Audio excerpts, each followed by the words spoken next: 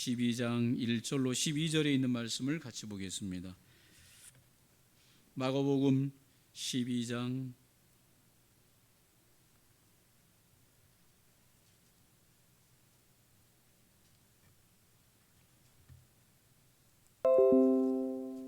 1절로 12절에 있는 말씀입니다.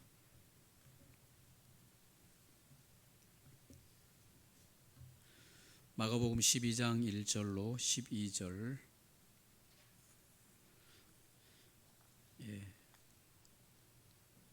신약성경 75쪽입니다. 우리 찾으셨으면 다 같이 함께 말씀을 합독합니다.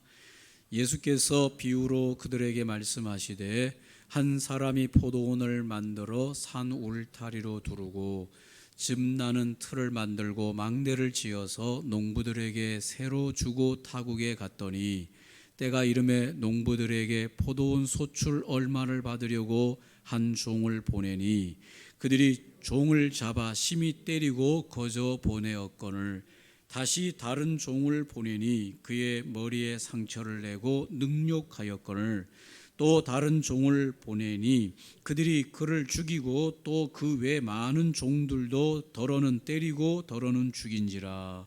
이제 한 사람이 남았으니 곧 그가 사랑하는 아들이라. 최후로 이를 보내며 이르되 내 아들은 존대하리라 하였더니 그 농부들이 서로 말하되 이는 상속자니 자 죽이자 그러면 그 유산이 우리의 것이 되리라 하고 이에 잡아 죽여 포도원 밖에 내 던졌느니라. 포도원 주인이 어떻게 하겠느냐. 와서 그 농부들을 진멸하고 포도원을 다른 사람들에게 주리라.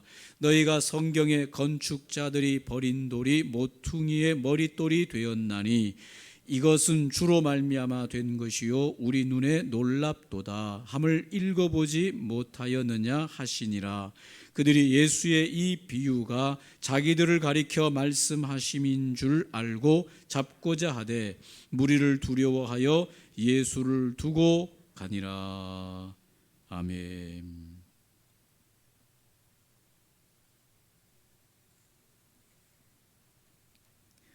오늘 마가복음 12장 1절로 12절에 있는 말씀으로 누구냐라는 제목으로 함께 말씀을 나누기를 원합니다. 12장 1절에 예수께서 비유로 그들에게 말씀하셨다라고 말씀합니다. 누가 하신 말씀이냐? 예수께서 하신 말씀이죠. 누구에게 하셨냐?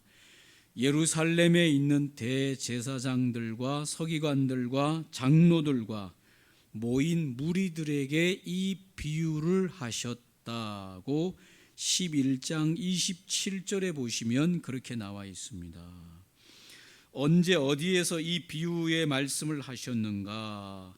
11장 27절에 예루살렘 성전에서 거닐 때에 이 비유의 말씀을 하셨다. 무엇을 하셨다 그랬습니까? 비유의 말씀을 선포하셨다고 하셨습니다. 왜 이 포도원 농부의 비유를 그들에게 하셨냐? 이게 오늘 중요한 말씀이죠.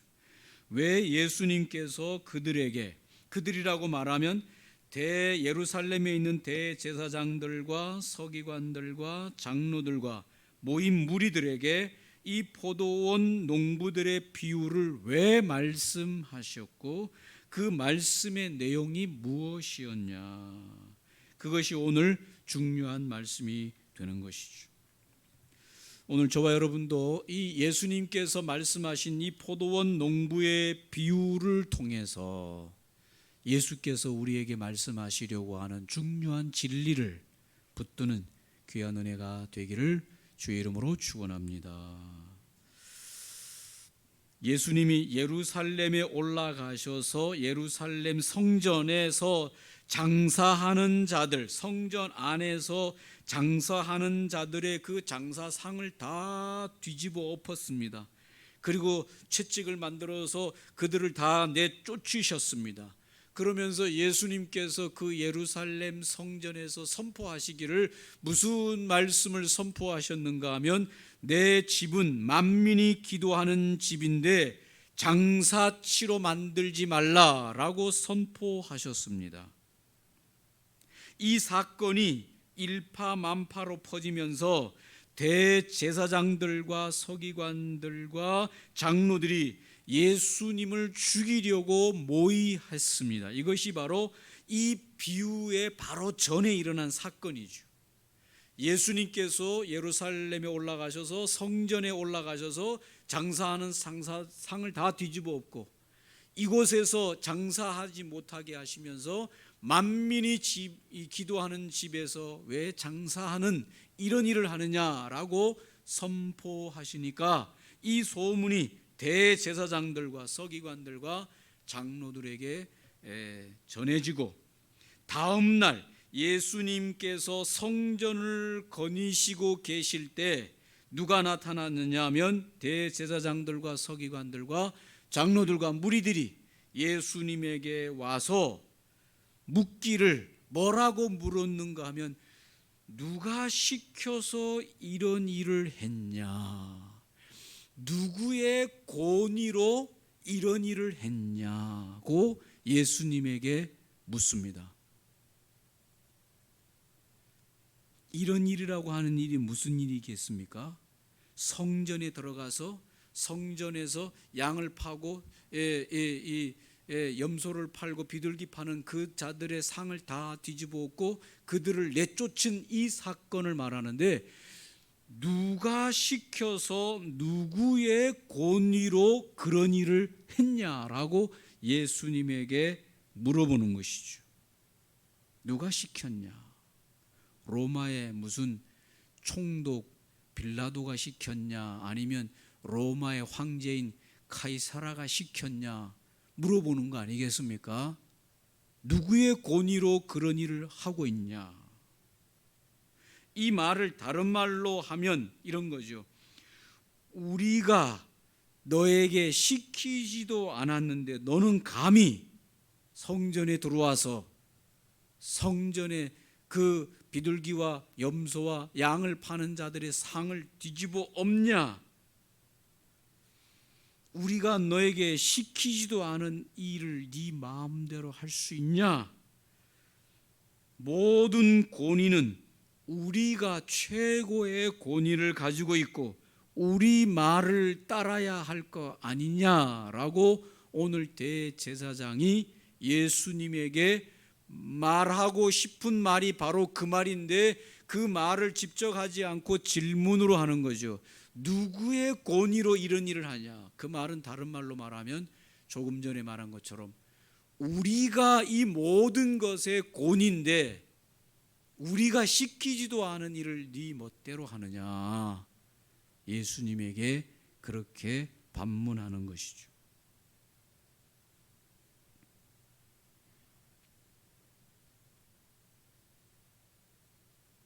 예수님이 그들에게 뭐라고 대답하셨냐 하면 예수님이 오히려 질문을 합니다. 대제사장들과 장로들과 서기관들에게 질문하기를 이렇게 질문합니다. 세례 요한이 와서 세례를 베풀어 줬는데 요한이 와서 세례를 베풀어 줬는데 그 세례가 사람으로부터 온 세례냐 하늘로부터 온 세례냐 고 그들에게 질문했습니다. 여러분에게 질문해 보겠습니다. 여러분, 광야에서 세례를 베풀었던 세례 요한이 베푼 이 세례는 사람이 준 세례입니까? 하늘로부터 온 세례입니까?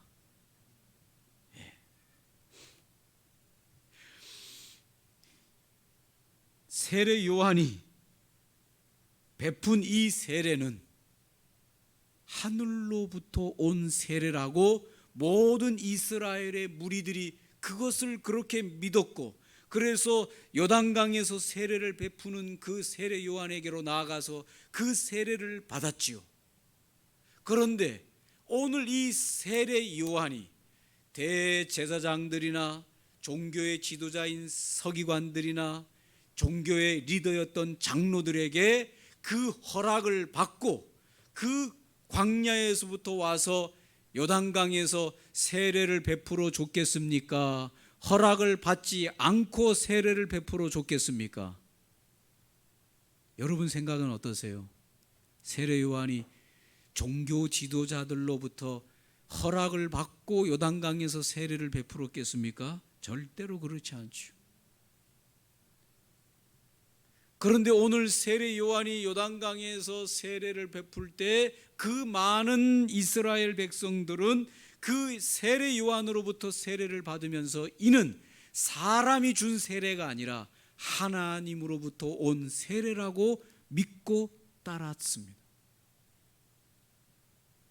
그러니까 오늘 대제사장들과 서기관들과 장로들이 세례 요한이 자기들에게 허락도 받지도 않고 요단강에서 세례를 베풀었는데 많은 무리들은 이것이 하늘로부터 온 세례라고 하는 걸 마음에 간직했는데 그것이 하늘로부터 온 것이 아니라 임의대로 인간적으로 세례 요한이 세례를 베푼 의미 없는 인간의 세례다라고 말을 하면 그 말을 받을 이스라엘 백성들이 가만히 있지 않겠죠. 그렇다고 본인들이 그 권위를 가지고 세례 요한에게 세례를 베풀어라라고 허락을 해준 것도 아니지요. 그러니까 이러지도 저러지도 못하니 대제사장들이 예수님이 묻는 질문 앞에서 모른다. 사람으로부터 왔는지 하늘로부터 왔는지 우리는 모른다라고 대답했습니다. 대답을 회피한 것이죠. 그러니까 오늘 예수님께서 이 대제사장들과 종교 지도자들을 깨우치게 하기 위하여 이 말씀을 하고 계시는 것이죠. 이 비유, 포도원 농부들의 비유를 하신 것이죠. 왜 이 포도원 농부들의 비유를 하셨는지 그 배경을 설명하는데 거기에서 중요한 것은 누구의 권위냐라고 하는 것. 또 하나는 누구의 것이냐라고 하는 것입니다. 오늘 이 포도원 주인이 땅을 샀습니다. 모든 포도원 땅을 사고 울타리를 두르고 집틀을 만들고 망대를 짓고 농부들을 불러다가 거기서 세를 주면서 월급을 주면서 그들에게 이 포도원을 가꾸도록 만들었습니다. 그렇게 만들어 놓고 이 주인은 타국에 볼 일이 있어서 타국에 나갔습니다. 이것이 바로 이 포도원 농부의 내용이지요. 그래서 때가 되어서 이 포도원 주인은 종들을 보내서 포도원의 수확, 포도주를 얼마를 가져오도록 그 농부들을 포도원 일하는 농부들에게 그 종을 포도원 주인이 보냈는데 놀라운 일이 벌어졌습니다. 무슨 일이 벌어졌습니까? 이 포도원에서 주인으로부터 월급을 받고 일하는 농부들이 주인이 가져오라고 하는 포도주나 포도를 주지를 않는 것이 우리 상식으로는 이해가 안 가는데 왜 주지를 않았을까? 포도원에서 일하는 농부들이 아침부터 저녁까지 계속해서 거기서 일을 하고 하루 일을 하고 한 달 일하고 1년 일하고 계속해서 1년, 2년, 3년 포도원에서 일을 하면서 소작으로 일을 하면서 월급을 받고 일을 하는데 주인이 멀리 가서 안 나타나니까 이 포도원에서 일하는 농부들의 생각이 점점 어떻게 변했는가 하면 이 포도원이 누구 것인 것처럼 생각이 바뀌었겠어요? 내 것인 것처럼 생각이 바뀐 거죠. 만약 주인이 매일 거기에 있었으면서 오는 사람들 일 시키고 같이 일하고 그 다음에 월급을 주고 그랬으면 아마도 이 포도원에서 일하는 일꾼들이 이것은 이 주인의 농장이니까 주인이 요구하는 대로 언제든지 포도주나 포도를 그거를 따다가 그 주인에게 줄 것이겠죠. 그러나 주인이 눈에 안 보이는, 주인이 멀리 타국에 가서 안 보이고 그곳에서 매일 일하는 것은 우리가 일하는데 마치 이것이 누구의 것인 것처럼 점점 마음에 욕심이 들었겠습니까? 내 것인 것처럼 그런 생각이 드는 거죠. 여러분, 우리가 일을 해줄 때 주인 정신으로 일한다, 이건 굉장히 좋은 거예요, 나쁜 거예요? 좋은 거죠. 내가 가서 일을 하더라도 내가 정말 주인이다, 이런 마음을 가지고 열심히 최선을 다해서 일해 주는 것은, 주인 정신을 가지고 일을 해주는 건 굉장히 좋은 일이겠죠. 그러나 주인 행세를 하려고 하면 심각한 거죠. 근데 가끔 일하는 사람 보면은 일하는 사람이 주인인 것처럼 하는 사람들이 있어요. 주인 정신을 가지고 일을 해주는 거야 고마운데, 마치 본인이 그곳에 주인이 된 양 생각하는 사람이 가끔 있어요, 없어요? 있다니까요. 심각한 거죠. 근데 실제로 그런 사람들이 있어요. 그래서 주인 보고 이래라 저래라 해요.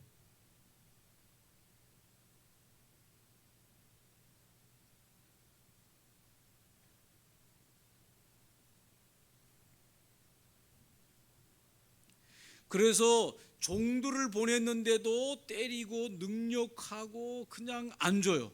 그래서 이 주인이 최종적으로 누구를 보냈다 그랬습니까? 그의 아들을 보내서, 상속자 아들을 보내서, 이 아들을 보내면 주인이 직접 나타났으니까 이 종들이, 농부들이 주인에게 말을 듣겠지 하고 아들을 보냈음에도 불구하고 이 소작 농부들이 생각하기를 이 아들을 죽이면 진짜 이 포도원은 우리 것이 된다는 착각을 갖는 거죠. 그래서 그 아들을 죽였다라고 오늘 비유를 드는 것이죠. 그러면서 오늘 예수님께서 이 비유 끝에 뭐라고 말하는가 하면 9절에 보니까 포도원 주인이 어떻게 하겠냐, 뭘 어떻게 합니까? 이 농부들에 대해서 포도원 주인이 어떻게 할 것 같냐, 그렇게 말씀하시면서 와서 그 농부들을 진멸하고 포도원을 다른 사람들에게 주지 않겠냐.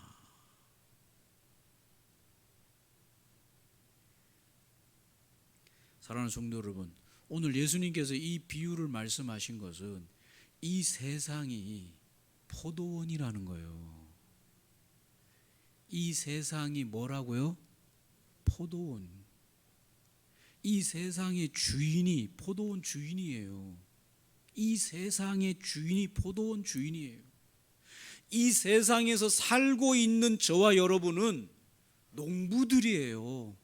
그 포도원 주인이 우리를 이곳으로 보내시고 이 땅에 보내시고 이 땅에 태어나서 이 농장을 가꾸도록, 주인을 위해서 일하도록 이 땅으로 보낸 농부들이에요. 그런데 이 땅에서 살고 이 땅에서 일하는 농부들의 생각이 점점 눈에 주인이 안 보인다고 이것이 내 것인 것처럼, 내가 주인인 것처럼 점점 마음이 돌아선 거죠.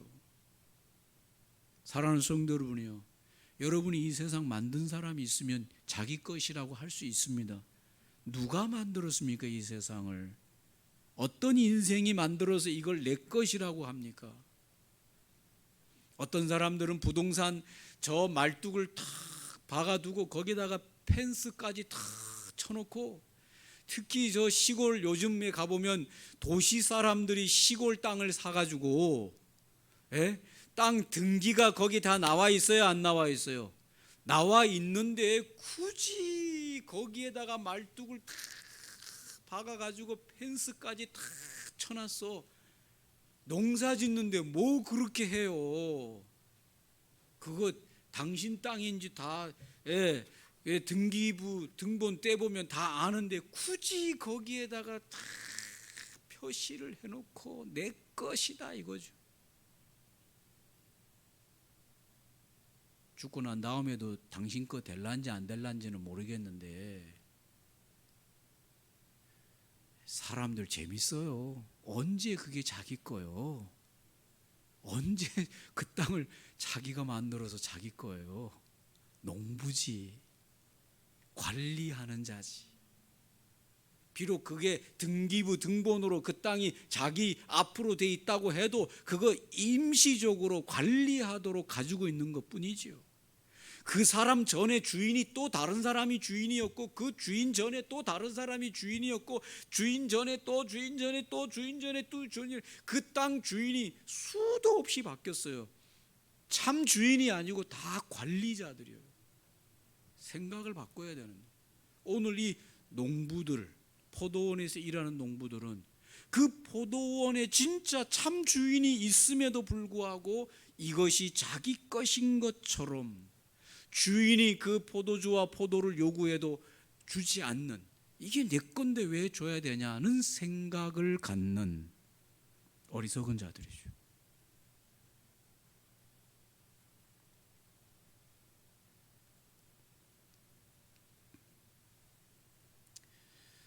제가 무슨 얘기를 하다 보니까 여러분 오해가 없으시기를 바랍니다. 이 노동쟁이 하는 분들 간혹 가다가 제가 어떤 분하고 대화를 나누는데 노동쟁이 이거 하잖아요. 근데 그분들이 어떤 분들이 가지고 있는 생각이 뭔가 하면 이거 우리 거다는 거예요. 이 회사 우리 회사다. 다른 말로 말하면 내 회사다. 내가 출근해서 내가 일해 가지고 이렇게 크게 세워진 내 회사이기 때문에 그 벌어들인 돈을 다 공평하게 분배를 해야지 오너한테 이 돈이 넘어가는 거는 절대로 안 된다. 이런 생각을 가지고 있어요. 그 회사가 누구 거라고요? 내 거다. 이렇게 생각하는 거죠.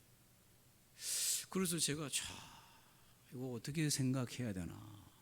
어떻게 보면 그 사람이 그곳에서 월급은 받아서 갔지만 그 회사가 점점 커지는데 공로가 없다고 말할 수는 없는.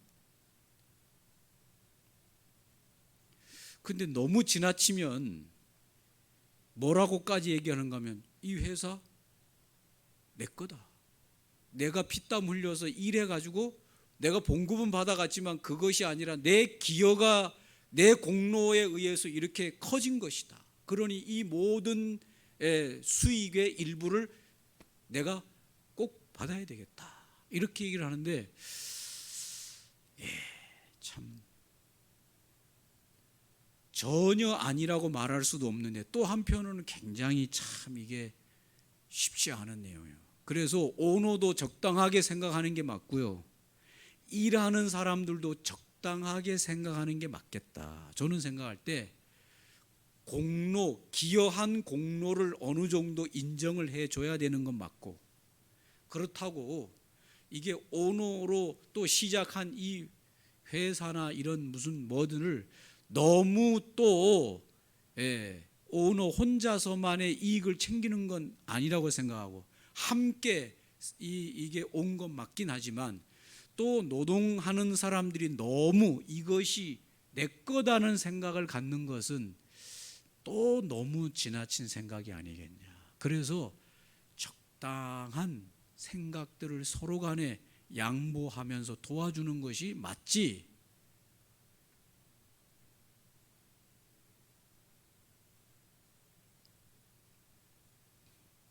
제가 생각할 때 너무 지나친 생각을 좀 금하시는 게 서로 좋은, 오너는 오너대로 그렇고 일하는 노동자들은 노동자대로 그렇고, 서로 내 거라고 하면 곤란하고 서로 함께 가는 걸 생각하면 좋고.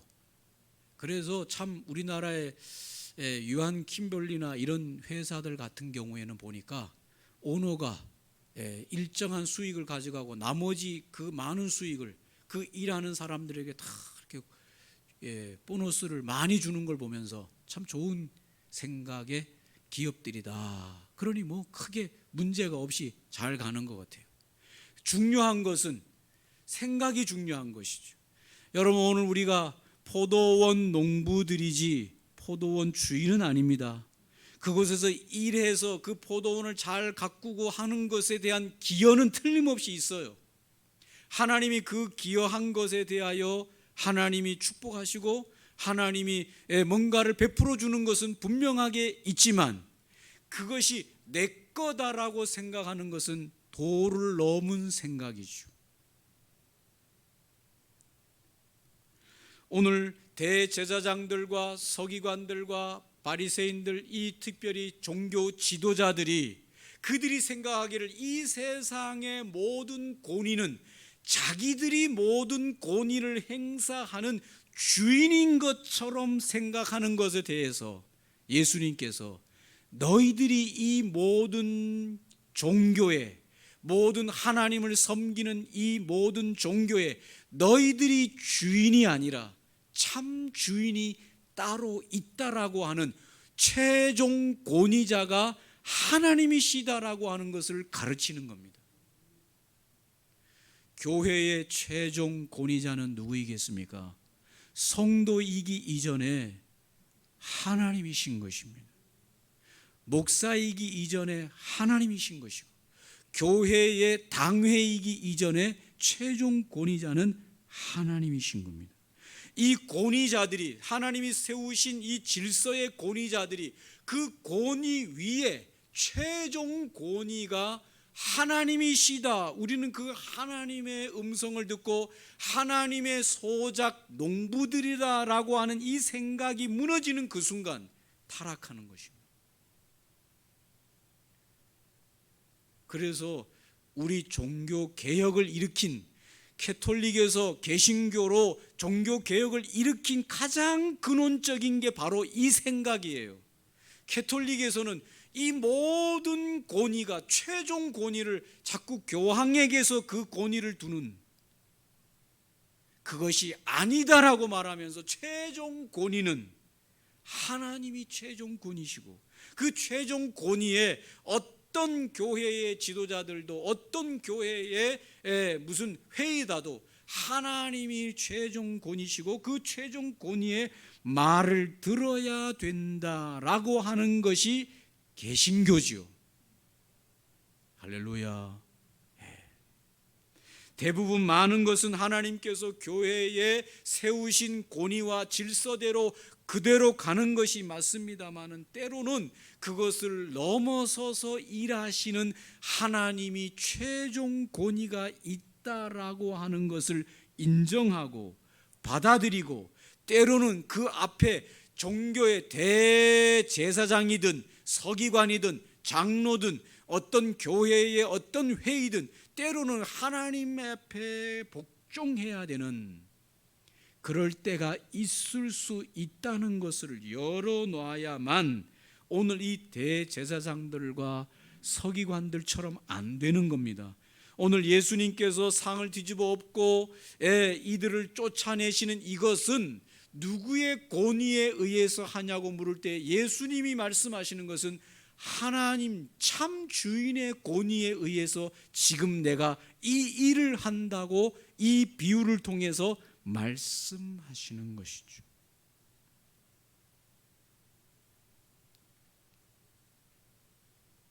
저나 여러분이 또 우리 교회가 무엇인가를 결정할 때 하나님이 세우신 질서와 권위에 따르는 것은 당연합니다마는 그 교회의 질서 위에 참 하나님의 최종 권위가 있음을 깨닫고 언제든지 함께 엎드려 기도하면서 하나님의 최종 권위로부터 오는 하나님의 뜻이 무엇인지를 묻는 것이 교회의 가장 중요한 본질이죠. 참 주인이 하나님이시다. 가정에도 마찬가지입니다. 남편이 최종 권위가 아니라 남편의 머리가 되시는 하나님이 최종 권위이시다라고 하는 것을 인정하는 남편이 그 가정을 다스릴 때 그 가정이 하나님 보시기에 아름다운 가정이 되지, 남편이 내가 이 집의 모든 결정권이 내가 모든 것을 결정한다, 남편이 못하면 아내가 이 모든 최종 것의 결정권자다, 그렇게 나오는 순간 힘들어지는 거죠.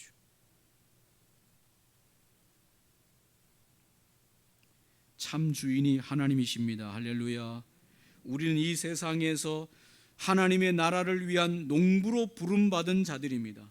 거기에 대한 수고와 거기에 대한 기여에 대하여 하나님이 언제든지 축복하시고 그것을 기억하시고 그 기여도에 따라서 하나님이 상을 베푸실 것은 당연하지만, 중요한 것은 마음가짐이요 생각이죠. 이 땅에서 내가 많은 걸 소유하고 많은 것을 가지고 있다고 하더라도 이것이 내 것이 아니라 참 주인으로부터 내가 이 일에 허락받은 관리자요 청직이라고 하는 생각을 갖는 것이 무엇보다 중요한 것이죠. 저는 오늘 말씀을 정리하면서 한 가지를 더 생각해 보려고 합니다. 여러분, 오늘 우리가 부동산을 생각하기 이전에 여러분이 가지고 있는 이 몸, 저와 여러분이 가지고 있는 이 몸의 참 주인이 누구냐? 사랑하는 성도 여러분, 이 몸도 하나님이 참 주인이시죠. 그래서 이 몸 관리를 내 몸으로 관리하는 것이 아니라 주인이 맡긴 몸으로 이 몸을 관리하셔야 되는 것이죠. 여러분의 몸의 참 주인이 하나님이십니다. 저와 여러분은 이 몸을 관리하는 자인 것이죠. 내가 주인처럼 이 몸을 막 사용하면 안 되는 것이죠. 하나님 앞에 책망을 듣는 것이죠. 이 몸을 어떻게 써야 되겠습니까? 주인이 요구하는 데 맞도록 이 몸을 사용해야 됩니다. 주인의 뜻에 맞게 이 몸을 사용해야 되는 것이죠.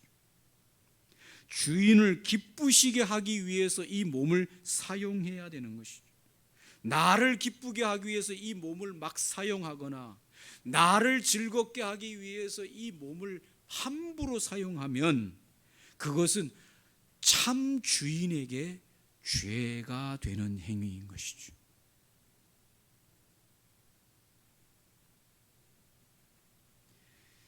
오늘 여기에 주인을 무시하고 자기들이 주인이라고 했던 이 농부들을 진멸하고 참 주인이 나타나서 그들을 진멸하고 뭐라고 말하는가 하면 이 포도원을 다른 자들에게 맡기겠다라고 말씀하고 있습니다.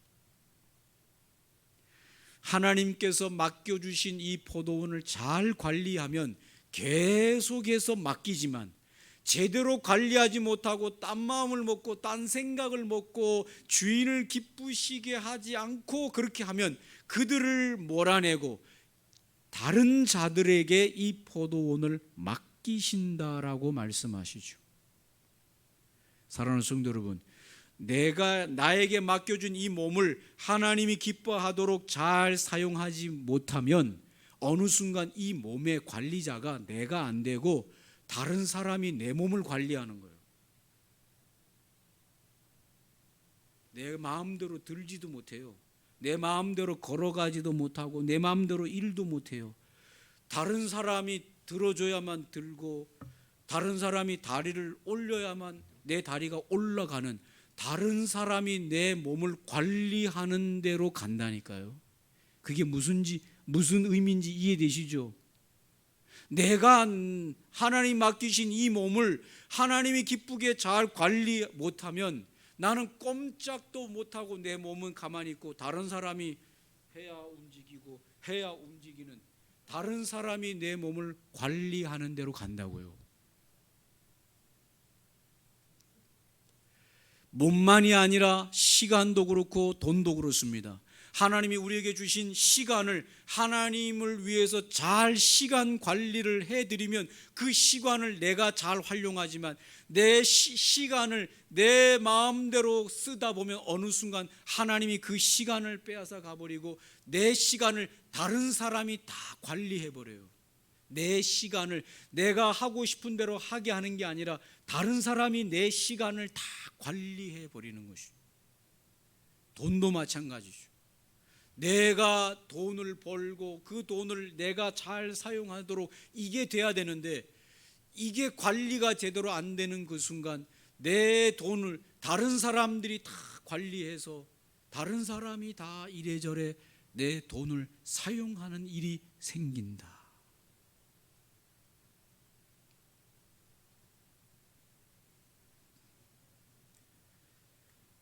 내용은 간단하고 쉽습니다. 하나님이 최종 권위자이니 하나님에게 항상 우리가 묻고 기도하고, 그래서 목회자들이 성도들이 무슨 일로 와가지고 이렇게 어떻게 하면 좋겠습니까? 상담을 하면 목회자가 항상 답처럼 이야기하는 말이 있어요. 뭐라 그래요?